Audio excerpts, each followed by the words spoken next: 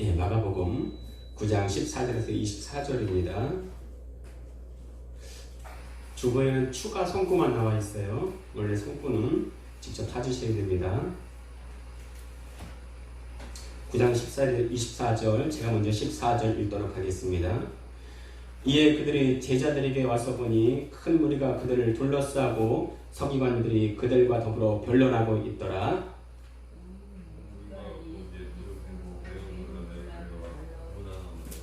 예수께서 물으시되 너희가 무엇을 그들과 변론하느냐? 우리 중에 하나가 대답하되 선생님 말 못하게 귀신 들린 데야 그에게 데려오니라. 귀신이 어디서든지 그를 잡으면 거꾸러져 거품을 흘리며 이를 갈며 그리고 파리해지는지라. 내가 선생님의 제자들에게 내쫓아달라 하였으나 그들이 능히 하지 못하더이다. 대답하여 이르시되 이들이 믿는 세요 내가 얼마나 너희와 함께 있으며 얼마나 너희에게 참으리요 그를 내게로 데려오시라 하시네. 이에 데리고 오니 귀신이 예수를 보고 곧 그 아이로 심히 경련을 일으키게 하는지라. 그가 땅에 엎드러져 부르며 거품을 흘리더라. 예수께서 그 아버지에게 물으시되 언제부터 이렇게 되었느냐 하시니 이제 어릴 때부터입니다. 귀신이 그를 죽이려고 불과 물에 자주 던졌나이다. 그러나 무엇을 하실 수 있거든 우리를 불쌍히 여기사 도와주옵소서. 예수께서 이르시되 할 수 있거든이 무슨 말이냐 믿는 자에게는 능히 하지 못할 일이 없느니라 하시니. 24절 같이 읽겠습니다. 시작. 곧 그 아이의 아버지가 소리를 질러 이르되 내가 믿나이다. 나의 믿음 없는 것을 도와주소서 하더라. 아멘. 할렐루야. 아멘. 어떻게 한 주간 잘 보내셨습니까? 네. 그 무슨 뜻인지 아시죠? 잘 보냈다. 내 안에 상처와 아픔, 쓴뿌리를 잘 보내냐 이 뜻도 담겨있다고 말씀을 드렸습니다. 그 시시때때로 내 겪는 내 안에 상처, 아픔, 쓴뿌리 이 시간 말씀을 드리면서 다 우리 주 예수 그리스도 이름으로 다 날려보내시길 바라겠습니다. 아멘. 그래야 은혜 받기가 쉬워요. 예. 우리 서로 바라보시면서 잘 보내고 은혜 받읍시다. 우리 서로 한번 인사하시겠습니다. 잘 보내고 은혜 받읍시다. 자, 말씀 듣기 전에 저를 따라하겠습니다. 오늘도 주님의 아름다우심을 보게 하옵소서. 오늘도 주님의 아름다움을 보게 하옵소서. 제가 산에 대하여서 많이 말하는데 그것이 우리가 눈에 보이는 산이 아님을 다 잘 알 것입니다. 예. 하나님 임재의 장소, 하나님 임재의 상징, 하나님의 영광의 상징이라고 말씀을 드렸어요. 구약의 중요한 많은 것들이, 많은 사건들이 바로 신약에 대한 비유, 예표, 또 그림자라고 말씀을 드렸습니다. 그 유월절 어린 양 누구의 예표입니까? 예수 그리스도죠. 예수 그리스도. 예수 그리스도를 비유하는 겁니다. 구약의 성막이 있습니다. 누구를 예표하는 겁니까? 신약의 예수 그리스도, 예수 그리스도. 그러니까 신약은 구약이나 신약이나 예수를 빼면 도무지 해석이 안 되는 게 바로 이 성경 구약과 신약이에요. 혹시 지난주 말씀 기억하십니까? 지난주에 베드로, 야고보, 요한이 변화산에서 엄청난 광경을 목격했습니다. 부러우면 지는 거라는데 부러우시죠, 솔직히? 부럽지 않습니까? 네, 솔직히 부러워해야 돼요, 부러워야 돼요. 자, 나는 그런 체험 하나도 부럽지 않습니다 하시는 분 한번 손 들어보세요. 예, 저만 그러네요. 예, 저만 부럽지 않네요. 자, 우리는 사실 이러한 일을 겪으면, 신기한 일을 겪으면 동네 방네 다니면서 마구 소문을 퍼뜨릴 것입니다. 어떤 분은 신기한 일을 겪으면 내가 겪은 신기한 간증 이런 책을 쓸지도 모르겠습니다. 그렇죠? 흔치 않잖아요. 우리가 참으로 존경하고 정말 보고 싶어하는 엘리야를 만났어요. 모세를 만났어요. 그렇다면 얼마나 신기하겠습니까? 내가 물어볼게요. 이렇게 신기한 일을 겪은 것을 말하는 것이 간증입니까? 어떤 사람은요, 입신 체험했다고 간증하며 다니는 것을 볼 수가 있어요. 어떤 사람은 병 나았다고 간증하며 다니는 것을 볼 수가 있습니다.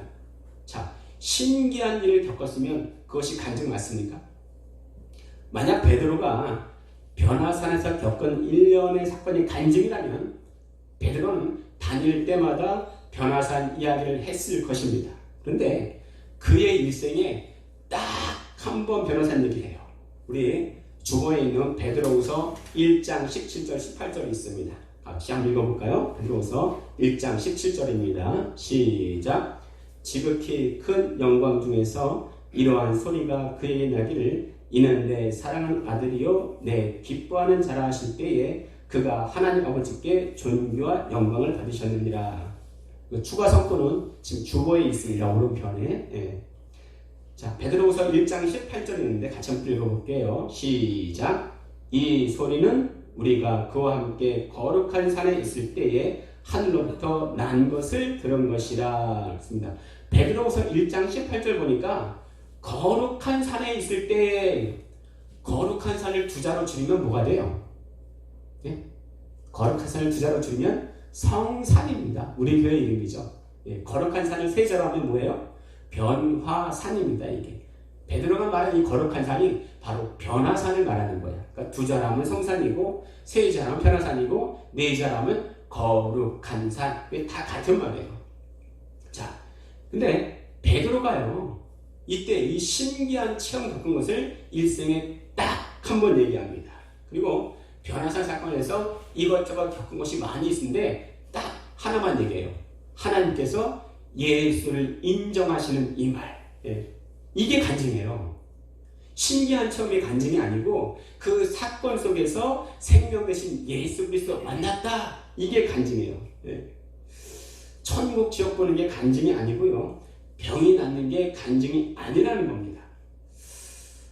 성경을 조금 안다고 하는 분은 이럴 수 있어요. 아니 목사님, 바울은요 자기의 체험을 몇 번이나 간증하잖아요. 신기한 체험 간증하잖아요. 그런데 바울은 복음을 전하기 위해서 예수님을 전하기 위해서 내가 어떻게 신기하게 예수님을 인격적으로 만났나 그걸 전하는 거예요. 그러니까 바울의 체험은 곧 간증이 될 수 있습니다.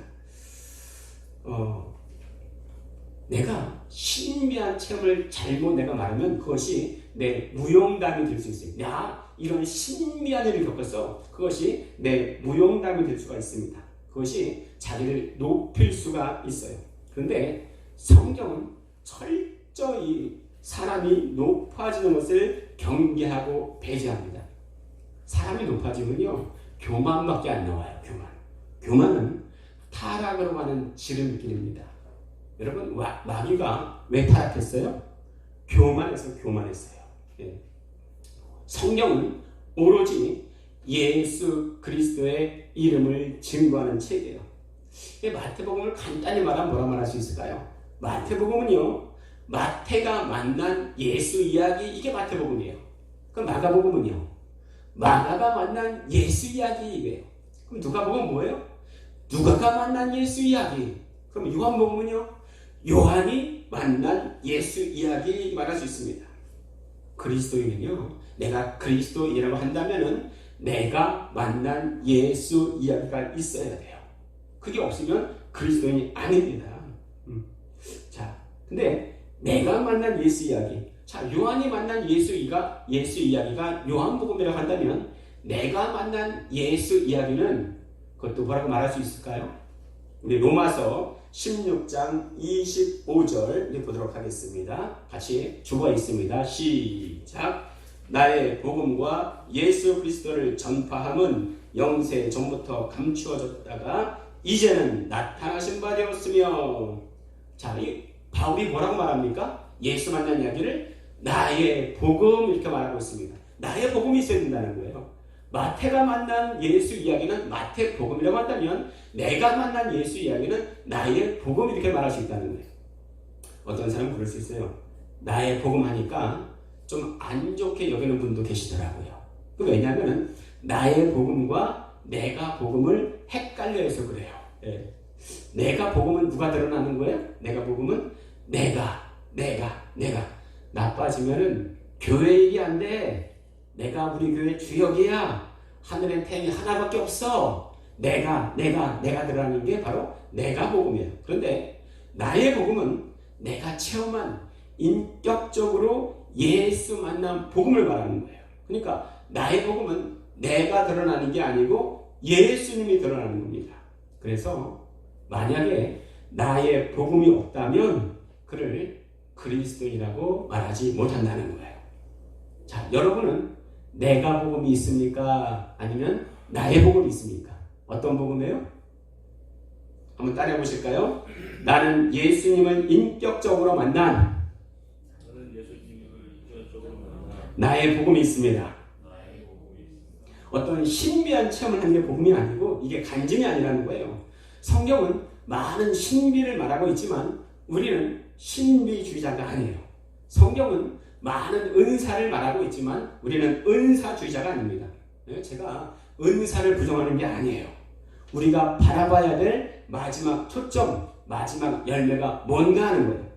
그건 뭐냐? 오직 예수 그리스도이십니다. 우리 요한복음 5장 39절 주보에 있습니다. 같이 크게 한번 읽어보겠습니다. 주보에 나와 있어요. 주보에 올려놨습니다. 시작. 너희가 성경에서 영생을 얻는 줄 생각하고 성경을 연구하거니와 이 성경이 곧 내게 대하여 증언하는 것이라 말씀하셨어요. 이거 암송하시기 바랍니다. 너무나 중요한 말씀이에요. 너희가 성경에서 영생을 얻는 줄 생각하고 성경을 연구하거니와 이 성경이 곧 내게 대하여 증거하는 것이다. 이 말씀은 누가 한 말씀입니까? 예수님이 하셨죠. 예수님이. 자, 여기서 예수님이 이 성경이 내게 대하여 말한다는데 이 성경이 구약이에요? 신약이에요? 네? 구약이죠. 이때 신약은 나와 있지도 않습니다. 네. 근데 바로 이 구약도 바로 예수를 증거하는 책이다. 예수님이 친히 말씀하셨어요. 이 성경의 주인 대신 예수님 만났을 때 우리는 그것을 전본용어로 간증 그러는 거예요. 다시 한번 따라해 보실까요? 나는 예수님을 인격적으로 만난 간증이 있습니다. 시작. 자, 그 간증을 체험하고 싶으면 어디로 가야 됩니까? 산이에요, 산. 다시 말씀드릴게요. 지금 그 산은 보여지는 그 산이 아니고 하나님 임재의 현장으로 가라는 거예요. 뭐 노래방 가고 술집 가고 더 심한 데를 가고 거기에 하나님의 임재가 없습니다. 하나님 임재의 현장을 보려면 어디로 가야 됩니까? 다른 데 갈 필요가 없어요. 두 글자로 성산, 세 글자로 변화산, 네 글자로 거룩한 산이에요. 거룩한 산이에요. 그것이 바로 하나님 임재의 현장이라고 합니다. 변화산에서 베드로와 야고보와 요한이 놀라운 경험을 하잖아요. 자, 그런데 그 자리에 계속 머물러 있을 수는 없습니다. 산으로 올라갔으면 내려와야 돼요. 산에 올라가서 은혜를 받았으면, 충전받았으면 내려와서 다른 사람에게 영향을 끼치라는 거예요. 자, 다른 사람에게 영향을 끼쳐야 되는데 이 다른 사람이 누구예요? 은혜 받지 못한 사람. 이렇게 은혜 받지 못한 다른 사람에게 내게 주신 은혜를 전파하는 것을 전문용어로 전도 이렇게 말하는 거예요. 전도. 자, 베드로와 야고보와 요한이 신비한 체험을 하고 하산합니다. 그랬더니 놀라운 광경이 펼쳐지고 있는 거예요. 산 위에서 베드로와 야고보와 요한이 놀라운 광경을 목격했는데 산 밑에 내려오니까 거기서도 놀라운 일이 벌어지고 있다는 거예요. 서기관들과 또 제자들이 어떤 주제에 대해서 변론을 하고 있는 겁니다. 변론. 여러분, 복음은요, 변론하는 게 아닙니다. 복음은 믿는 거예요. 복음은 우리가 말씀을 살아내는 겁니다. 그런데 지금 어떻게 하고 있어요? 제자들과 서기관들이 서로 변론을 하고 있는 거예요. 예수님이 물어보십니다. 너희가 뭘 변론하고 있냐? 예수님이 물어보시는 거예요. 예수님이 이렇게 몰라서 물어보셨을까요? 아니, 그렇지 않아요. 그렇지 않습니다. 그것은 전혀 변론할 문제가 아니라 주님께서 주신 능력을 사용할 문제였습니다. 자, 지금 산 아래에서는 제자들이 귀신을 못 쫓고 있단 말이에요. 자, 근데 제자들에게 예수님이 이미 귀신을 쫓아낼 능력을 주셨습니다. 우리 주보에 있는데요. 마가복음 3장 13절에서 15절 말씀, 주보에 오른쪽 나와 있습니다. 같이 한번 읽어보실까요? 시작. 또 산에 오르사 자기가 원하는 자들을 부르시니 나온지라. 이에 12를 세우셨으니 이는 자기와 함께 있게 하시고 또 보내사 전도도 하며 귀신을 내쫓는 권능도 가지게 하려 하심이라. 자, 제자들에게 뭘 주셨다고요? 귀신을 내쫓는 권능 이미 주셨어요. 이미 주셨단 말이에요. 그런데 사용하지 못하고 있습니다. 그 이유가 뭐예요? 우리가 읽지는 않았지만 마가복음 9장 25절에 보면 너무나 잘하는 말씀이에요. 기도 외에 다른 것으로는 이런 누가 나갈 수 없느니라 말씀하세요. 이게 결국 주님이 주신 권능을 사용하지 못하는 이유가 뭐예요? 기도의 부재라는 것. 기도의 부재. 신학생끼리 또 여러 가지 기도 세미나를 가보면은 기도에 대한 정의, 내용, 사례를 쭉 발표해요. 그런데 정작 끝나고 기도는 하지 않습니다. 말 그대로 기도 세미나를 하는 것을 볼 수가 있어요. 기도는 배우는 게 아니라 하는 겁니다. 기도는 배우는 게 아니라 뭐라고요? 하는 거예요. 하는 거예요. 왜 지금의 그리스도인들이 세상에 영향력을 행사하지 못할까? 지금 물어보세요. 불신자나 신자나 교회에 대해서 물어보면 이전처럼 긍정적인 반응을 보이진 않을 거예요. 오히려 부정적인 반응을 보이는 것이 참 많이 있을 겁니다. 그 이유가 뭐예요? 첫 번째는 불신자도 교회 다니는 사람에게 기대하는 바가 크기 때문에 그래요. 적어도 그리스도인은 그렇게 살면 안 되지 이런 마음이 있어요. 왜 그래요? 기독교인에게 기대하는 마음이 있어서 그래요. 자, 두 번째 욕을 먹는 이유는 세상 사람들도 그렇지만 교회 안에서도 이런 마음이 있을 수 있습니다. 교회는 세상보다 더해 이런 마음이 있을 수 있어요. 그것도 무슨 마음이에요? 교회 안에 기대하는 마음이 있어서 그렇습니다. 우리는요 그러면 안 돼요. 세상이 어떠니 교회는 어떠니 이렇게 말할 것이 아니고 주님 교회가 이런 평판을 듣는 것도 바로 나 때문입니다. 나부터 회개합니다. 주님 용서하여 주시옵소서. 이런 마음이 우리에게 필요합니다. 주님은 우리에게 세상에 영향력을 행사하라고 우리를 부르셨어요. 너희는 세상의 소금이요 빛이라 말씀하십니다. 그런데 세상에 영향력을 행사하지 못하고 교회에 오면 회개하기 급급합니다. 그런 사람 많잖아요. 세상에서 빛과 소금 못하고 교회에 오면은 회개하기 급합니다. 자, 그러면 이런 사람 하나님의 자녀입니까 아닙니까?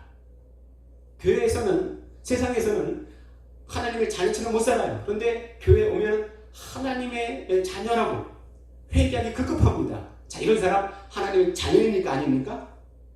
자녀입니다. 자녀입니다.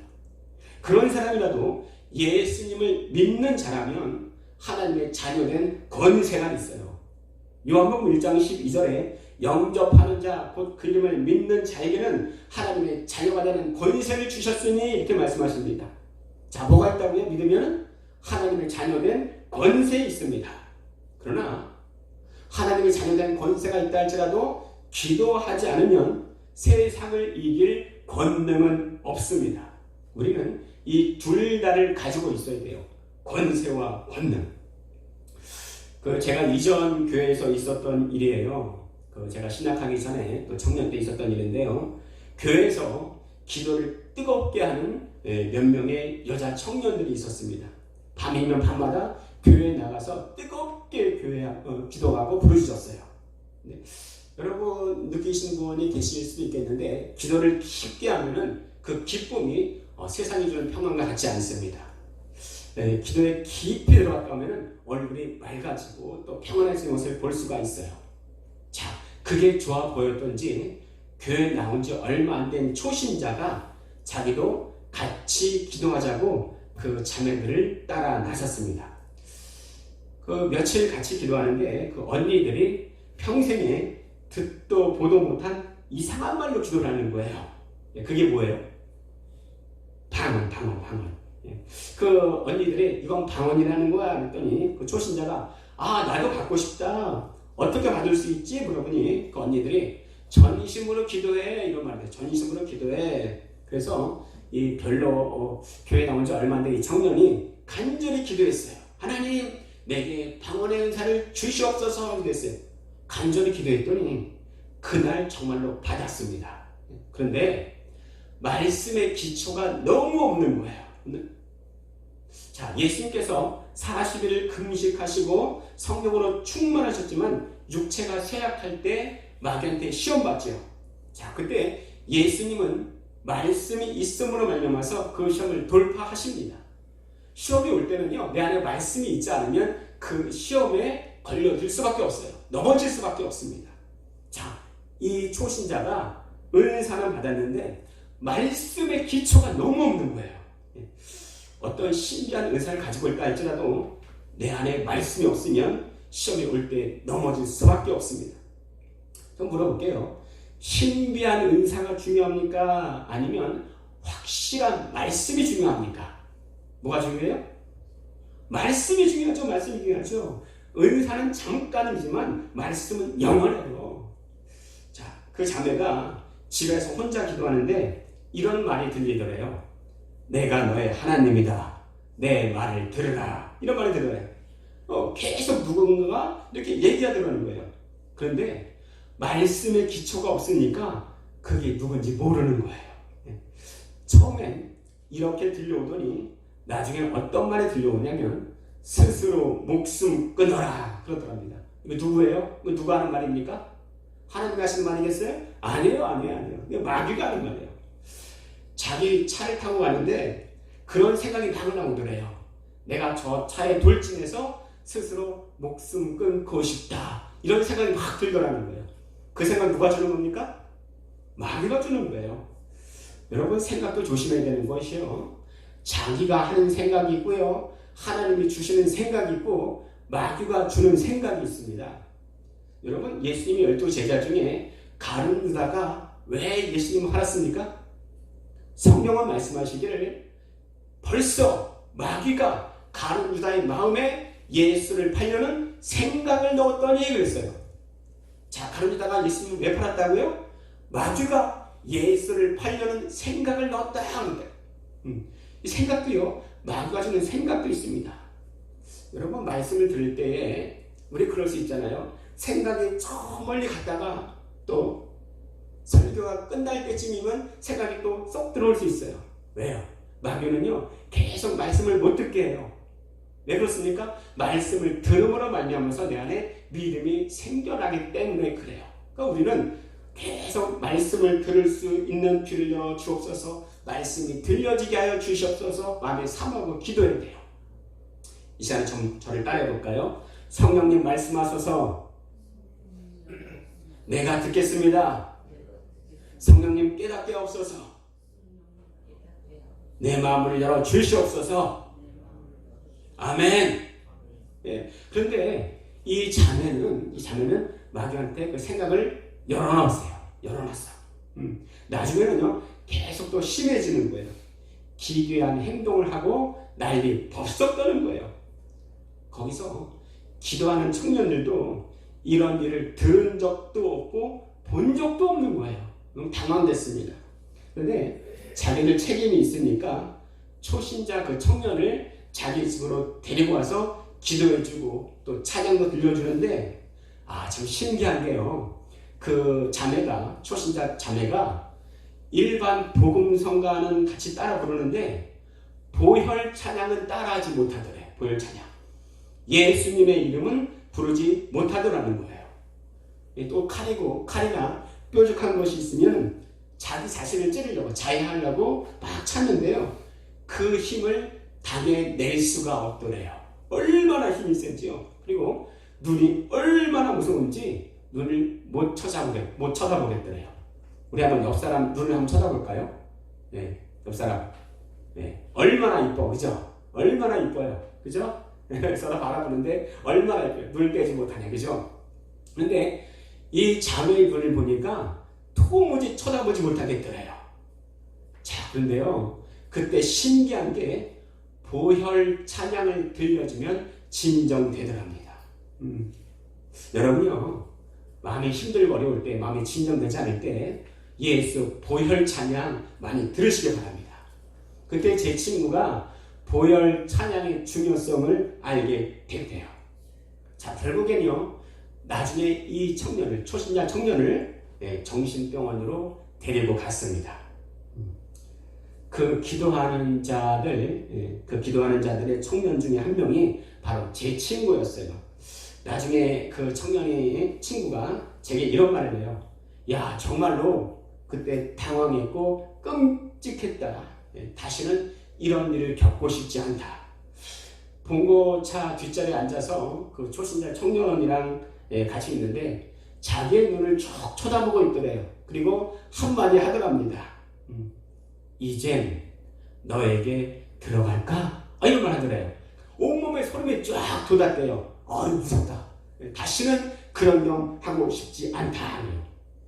물론 우리 삶에서 그게 정신병인가 아니면 귀신 들림인가 헷갈릴 때도 많이 있습니다. 그런데 명백하게 드러날 때가 있어요. 예수 보혈을 말을 못해요. 예수 이야기를 못해요. 내가 너의 하나님인데 죽으라 이렇게 말을 한다고 그래요. 그럼 뭐예요? 누가 하는 겁니까? 마귀가 하는 거예요.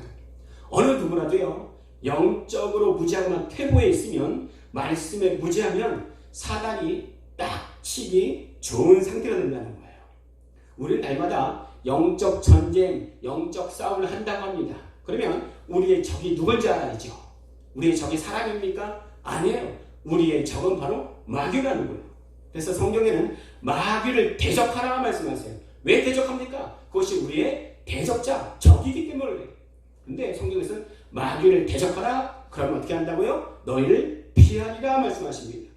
누가복음 10장 17절에서 19절에는 70인이 기뻐하며 돌아오되 주여, 주의 이름으로 귀신들도 우리에게 항복하더이다 이렇게 말씀하세요. 뭐라고요? 귀신들도 우리에게 항복하이다. 예수의 이름으로. 그러니까 예수님께서 내가 봤다. 사단이 하늘로부터 번개같이 떨어지는 것을 내가 보았노라.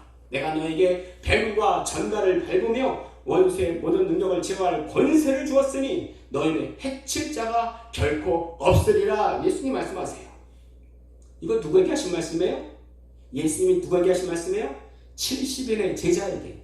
이 말씀은 누구에게 하신 말씀이에요? 하신 말씀이에요? 바로 우리에게 하신 말씀이에요.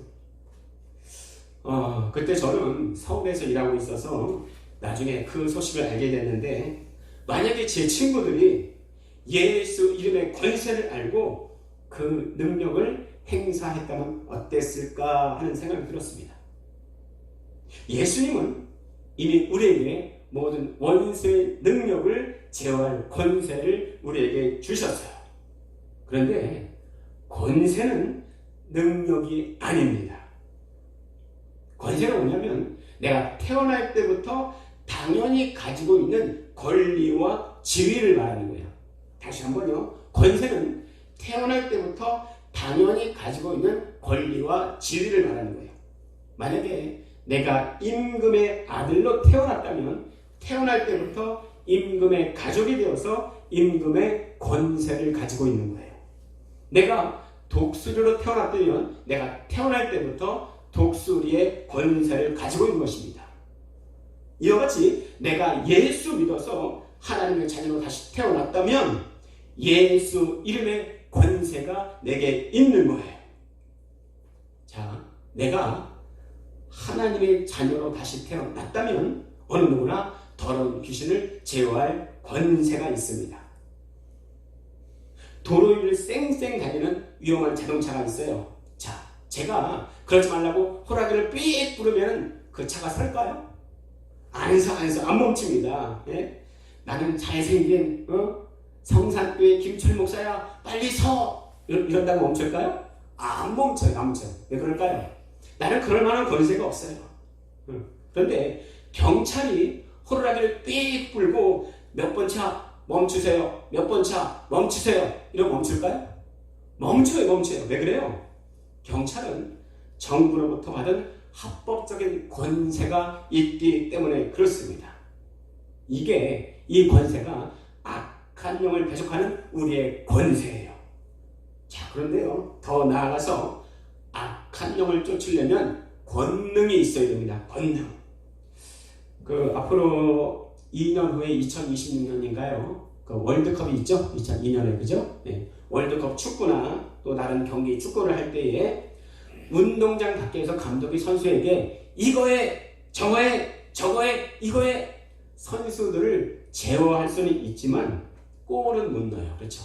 골은 누가 넣는 거예요? 실제로 운동장에서 뛰는 선수들이 넣는 거예요. 자, 비유해요. 제어하는 감독은 권세라고 말할 수 있습니다. 그리고 달리는 선수는 권능 이렇게 말할 수가 있는 거예요. 권능으로 권세로 제어할 수 있지만 그러나 권능이 있어야 힘이 있다는 것입니다. 자, 다시 한번 말씀으로 들어가 볼게요. 예수님께서는 이미 제자들에게 더러운 귀신 쫓는 권능을 주셨습니다. 그런데 지금 변호사 밑에 제자들은 예수님이 주신 권능을 이용하지 못하고 있어요. 다시 한번 물어보겠습니다. 나중에 제자들이 예수님께 우리는 왜 더러운 귀신을 쫓아내지 못하였습니까? 했을 때 예수님이 기도 외에는 이런 이가 나갈 수 없느니라 말씀하셨어요. 이게 승리의 비결입니다. 기도하지 않아도 나의 자녀된 신분은 변하지 않아요. 그러나 세상에서 하나님의 자녀로 제대로 된 신앙생활은 할 수가 없다는 거예요. 기도하지 않으면 벌써 내 가슴이 답답하다는 것을 여러분 느끼지 않습니까? 기도하지 않으면 내 추한 모습이 드러나는 것을 어렵지 않게 발견할 수가 있습니다. 어떤 분이 그런 말을 해요. 하루 기도하지 않으면 내 자신이 알고, 이틀 기도하지 않으면 내 옆사람이 알고, 3일 기도하지 않으면 온 세상 모든 사람이 다 안다. 이런 말이 있습니다. 우리는 권능이 있어야 돼요. 내가 기도하지 않으면 권세는 있으나 권능은 없는 그리스도인 될 수가 있다는 겁니다. 그러면 세상의 삶에서 승리할 수가 없어요. 그 권능이 있어야 됩니다. 그 권능은 어디로부터 오는가? 하나님이에요. 언제 옵니까? 기도할 때와 기도할 때.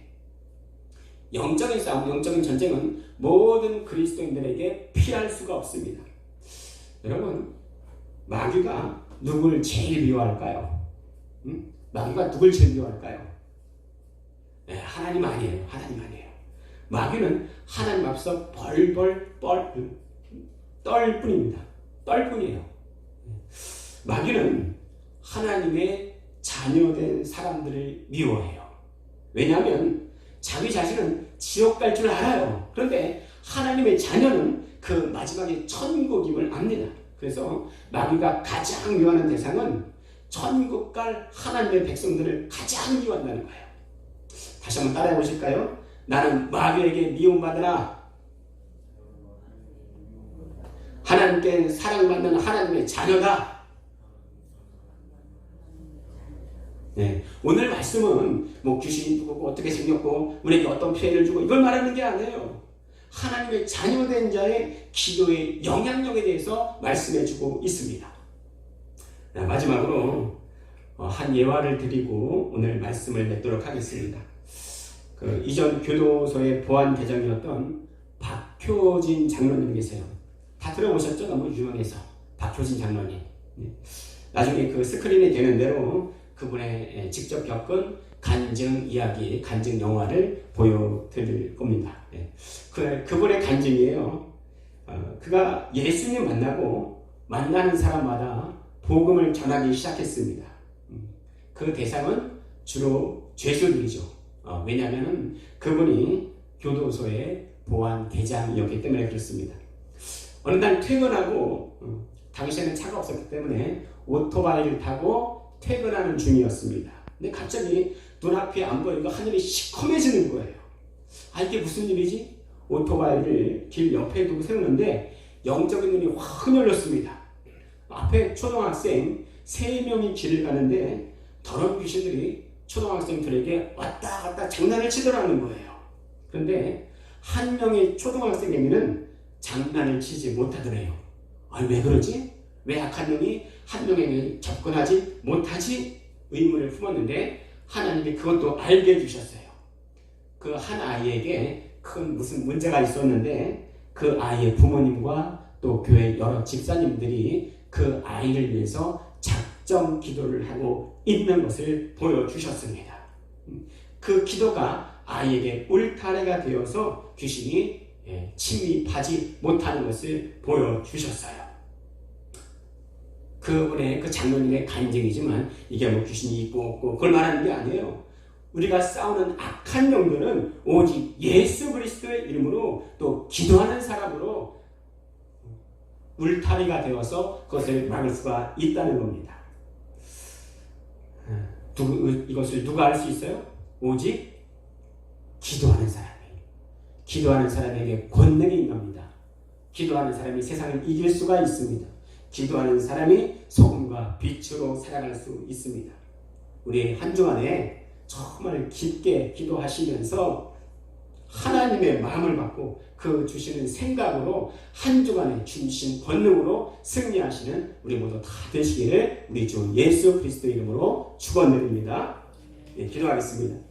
살아계셔서 지금도 역사하신 하나님 아버지 감사드립니다. 하나님 이 시간에 말씀을 들었습니다. 하나님 정말 아버지 하나님 주님께서 주신 권능을 기도하지 않으므로 제대로 사용하지 못하는 제자들을 볼 수가 있습니다. 하나님께서 함께하여 주셔서 온전히 아버지 하나님이 어디마다 주님의 마음으로 승리하는 우리 모두가 다 되게 하여 주시옵소서. 이 모든 말씀 우리 주 예수님의 이름으로 기도드립니다. 아멘.